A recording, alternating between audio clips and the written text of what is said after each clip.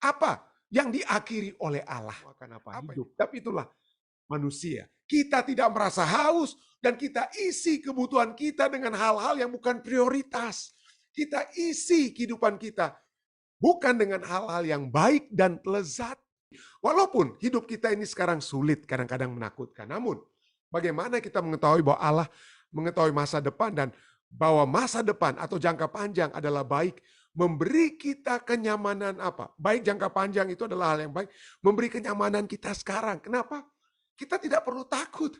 Ya, karena seperti yang saya katakan lalu, kita tidak perlu takut karena Allah sudah berada di masa depan tersebut. Masa depan itu segala sesuatu itu sudah Allah lihat. Kita masih kabur pandangan kita untuk ke depan ini, tetapi semuanya sudah jelas.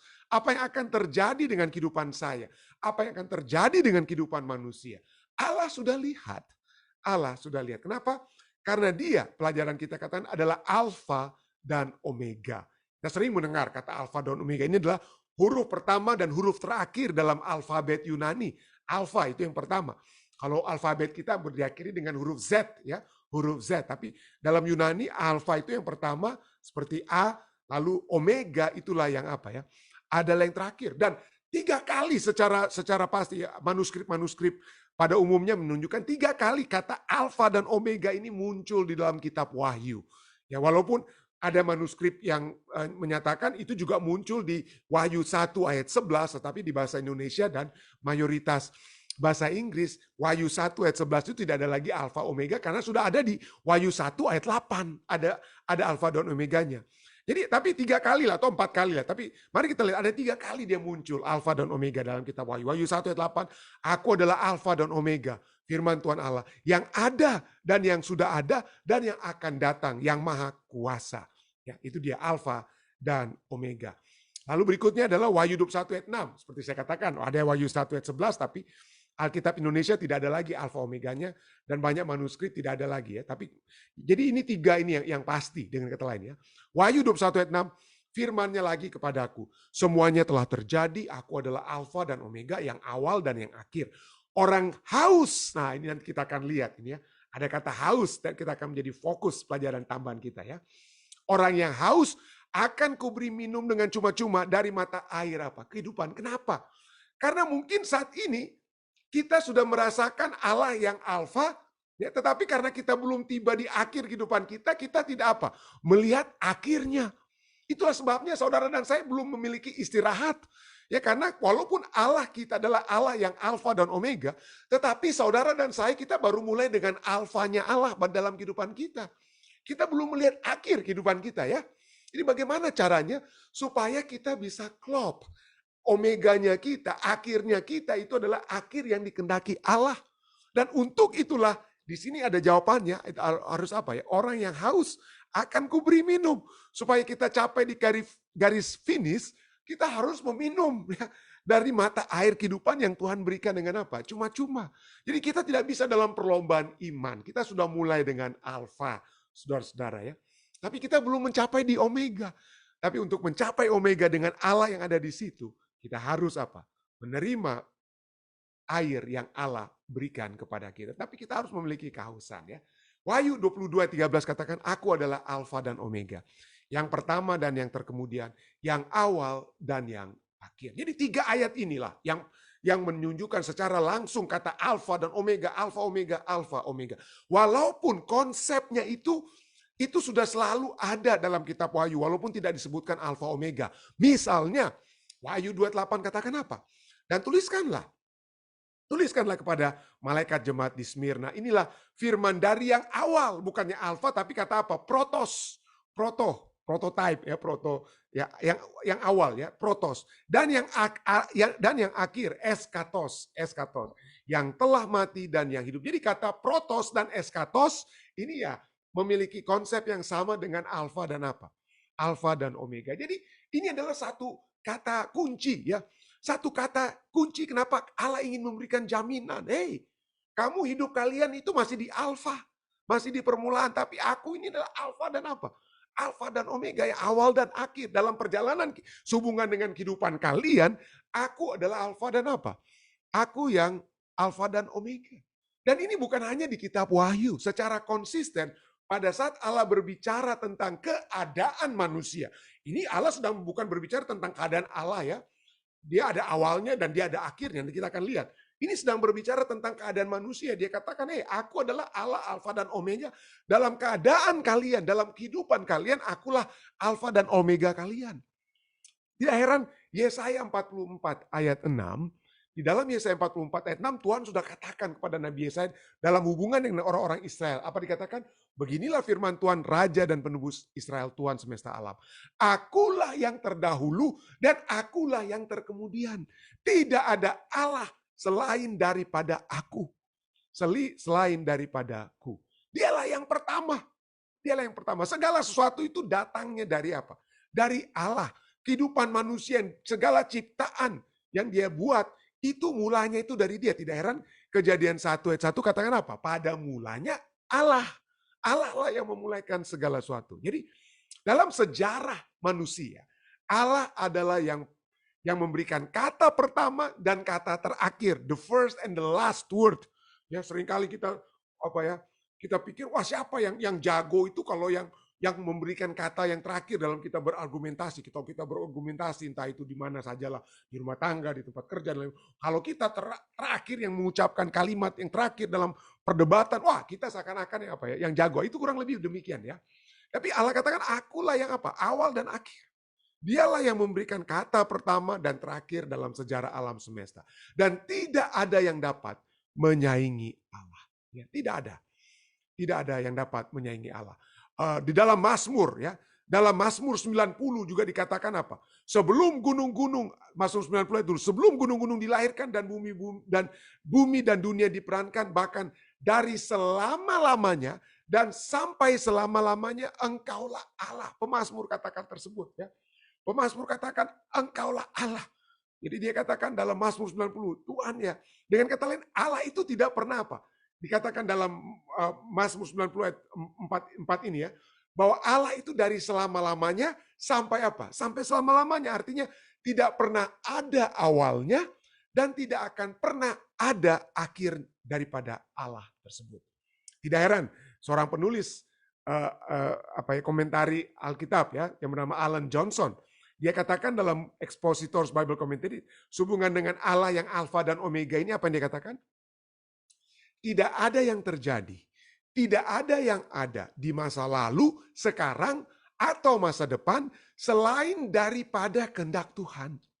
Jadi apapun yang terjadi itu, kalaupun ya setan harus menyiksa kita sekali atau memberikan hal yang tidak baik bagi kita, itu Allah yang izinkan. Allah dalam kematahuannya dia izinkan. Jadi dia izinkan itu terjadi. Jadi segala sesuatu itu terjadi oleh sebab kehendak Tuhan. Apapun otoritas, apapun kewenangan yang diberikan, itu segala sesuatunya itu diberikan oleh Tuhan. Jadi kita memiliki kita akan telah memiliki awal. Tapi apa artinya Allah yang Omega di dalam kehidupan kita? Nah, seperti yang saya sudah katakan tadi. Apa artinya Allah adalah Allah yang akhir? Adalah seperti yang dikatakan dalam Wahyu 21. Ya, kita sudah baca ayatnya yang ke-6. Tapi mari coba kita lihat. Apa artinya Allah itu adalah Allah yang Omega, Allah yang akhir. Mari kita lihat konteksnya. Kalau kita mempelajari Alkitab, seringkali kita hanya melihat satu ayat ya. Tapi mari kita lihat ayat sebelum dan ayat sesudahnya untuk dapat memberikan satu gambaran. Apa artinya Allah yang Omega itu. Ya, mari kita lihat. Wahyu 21 ayat 5, dimulaikan ayat 5 katakan, Ia yang duduk di atas takhta itu. Nah, saya ingin tekankan ya, kata takhta di dalam kitab Wahyu itu selalu diulang-ulangi.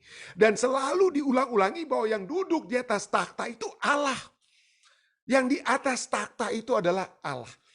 Tidak dikatakan ada setan yang duduk bertakhta atau manusia jahat yang bertakhta. Tidak, Allah yang selalu bertakhta. Artinya segala otoritas dalam alam semesta ini ada di tangan Tuhan.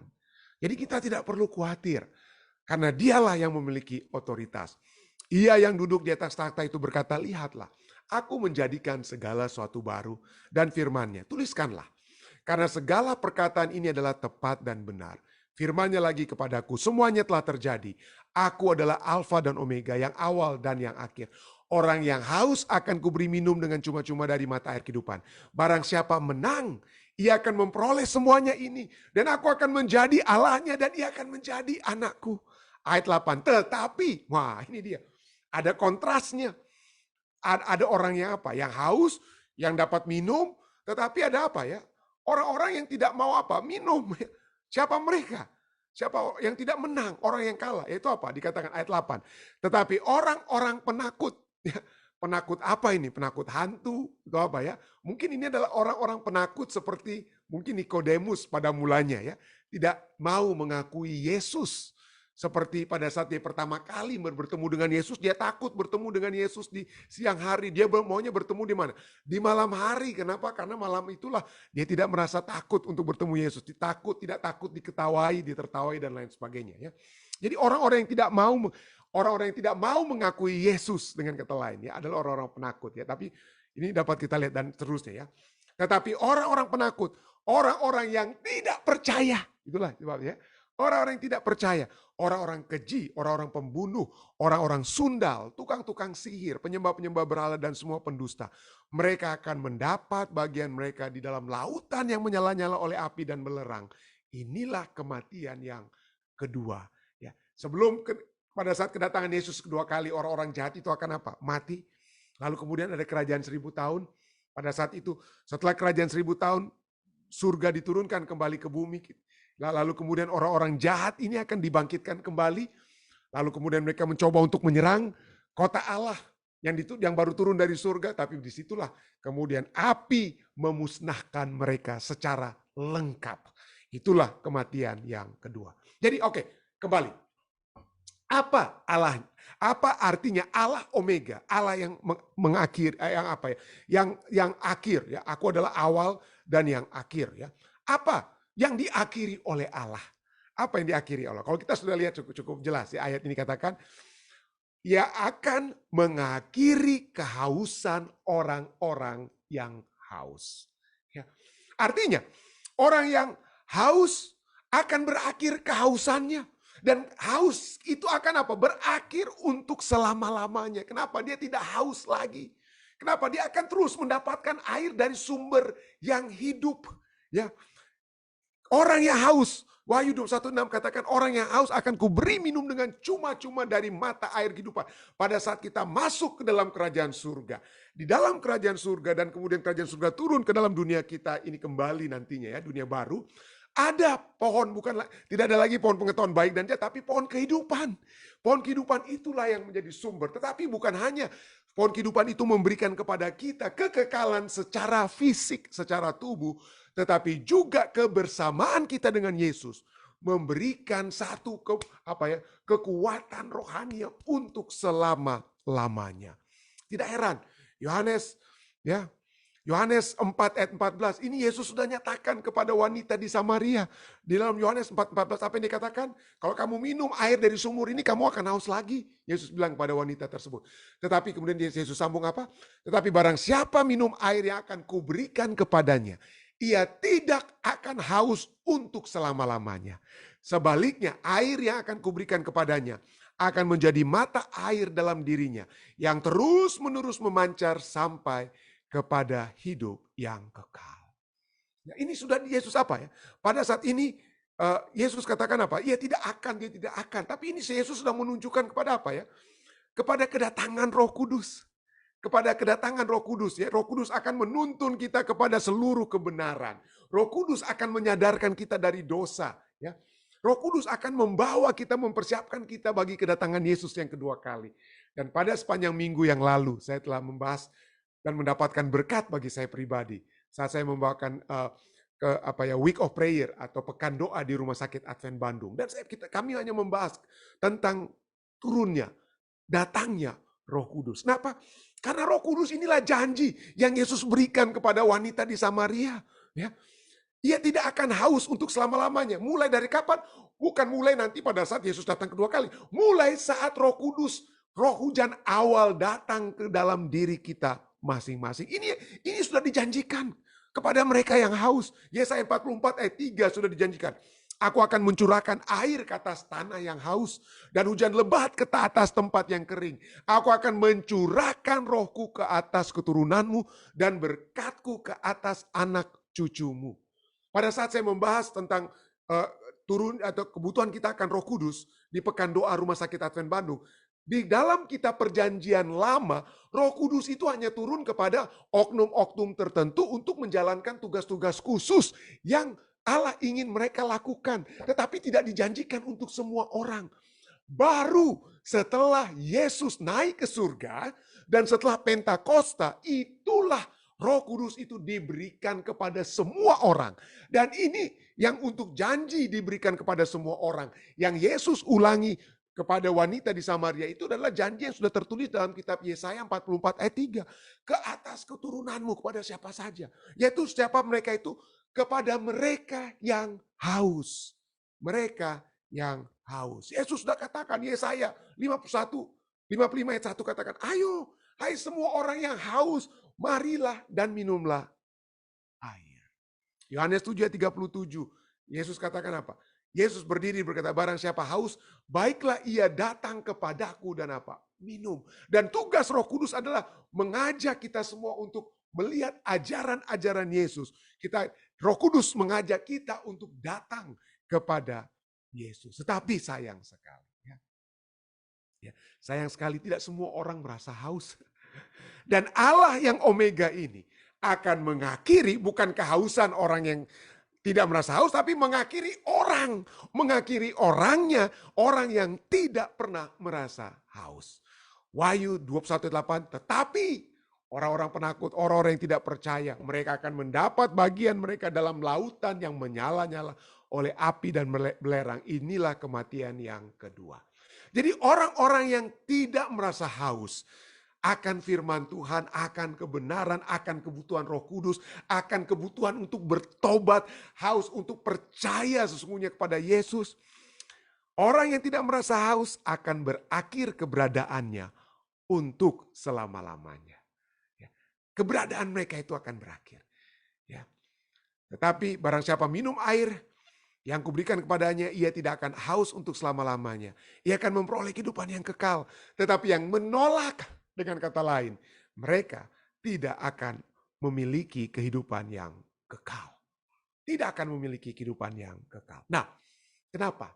Kenapa kita seringkali tidak merasa haus, tidak merasa perlu untuk mempelajari firman Tuhan, tidak merasa perlu untuk meminta kecurahan Roh Kudus, tidak merasa perlu untuk bertobat, untuk percaya, untuk menurut kehendak Tuhan. Karena kita merasa kita tidak lagi haus.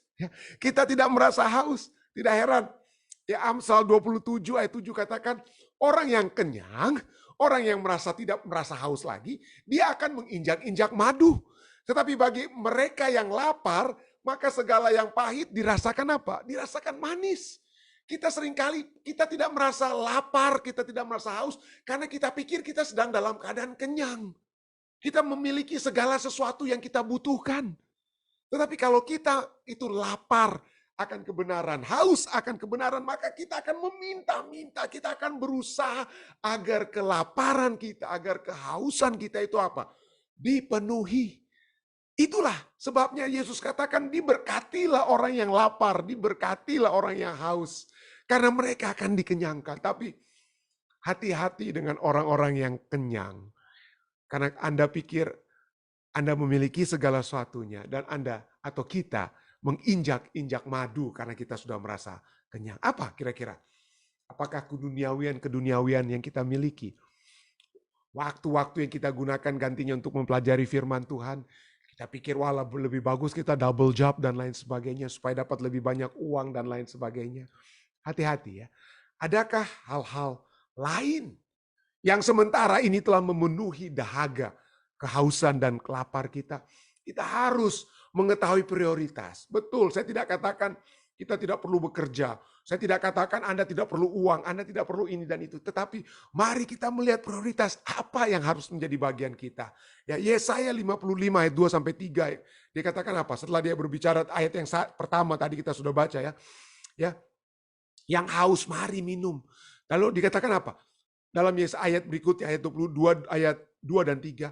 Mengapakah kamu belanjakan uang untuk sesuatu yang bukan roti, dan upah jerih payahmu untuk sesuatu yang tidak mengenyangkan? Dengarkanlah, dengarkanlah aku, Allah berfirman ya. Maka kamu akan memakan yang baik, dan kamu akan menikmati sajian yang paling lezat. Kita pikir, buat apa kita mendengarkan firman Tuhan? Buat apa kita bertobat? Buat apa kita percaya dengan Tuhan? Gak ada artinya Tuhan itu bagi kehidupan kita. Hati-hati saudara ya. Karena Tuhan yang Tuhan tawarkan bagi kita itu adalah yang baik. Itulah sajian yang paling lezat. Itu sehingga dikatakan di ayat 3, sendengkanlah telingamu dan datanglah kepadaku, firman Tuhan. Dengarkanlah, maka kamu akan apa? Maka kamu akan apa? Hidup. Tapi itulah manusia. Kita tidak merasa haus dan kita isi kebutuhan kita dengan hal-hal yang bukan prioritas. Kita isi kehidupan kita bukan dengan hal-hal yang baik dan lezat, tetapi justru dengan hal-hal yang tidak baik. Saya sudah sering ulang-ulangi ini ya. Yeremia 2:13 katakan, 2 kali umatku berbuat jahat. Apa? Mereka meninggalkan aku, itu kejahatan pertama. Yang kedua, meninggalkan aku sumber air yang hidup. Lalu kejahatan kedua mereka apa? Menggali kolam bagi mereka sendiri. Yakni kolam yang bocor, yang tidak dapat menahan air. Kenapa? Kenapa kita sering kali tidak datang kepada Tuhan? Karena kita pikir, wah buat apa? Saya sudah punya segala sesuatunya. Saya sudah punya rumah, saya sudah punya ini, saya sudah punya itu, saya sudah punya. Yang saya pikir itulah yang dapat memenuhi kebutuhan saya. Tetapi ketahuilah, segala sesuatu yang kita lakukan dalam usaha-usaha kita sendiri adalah kolam yang bocor. Kenapa bocor? Kita tidak akan pernah merasa puas. Saya tidak pernah melihat orang yang di luar, orang yang di luar Tuhan merasa puas dengan keadaan mereka. Tidak. Selalu ada yang kosong. Nah, kenapa selalu ada yang kosong? Kita akan mempelajari dalam minggu ini. Kenapa manusia selalu merasa ada yang kosong, ada yang kurang dalam kehidupan mereka? Karena kenapa? Karena apa yang manusia buat itu adalah kolam yang bocor, kolam yang hanya tidak akan pernah membuat air yang apa? Yang baik tersimpan di dalamnya. Kiranya ini dapat mengajak kita untuk melihat sumber air yang hidup yang memberikan kepada kita kepuasan yang sejati bagi kita. Saya bawa ini dalam nama Yesus. Amin.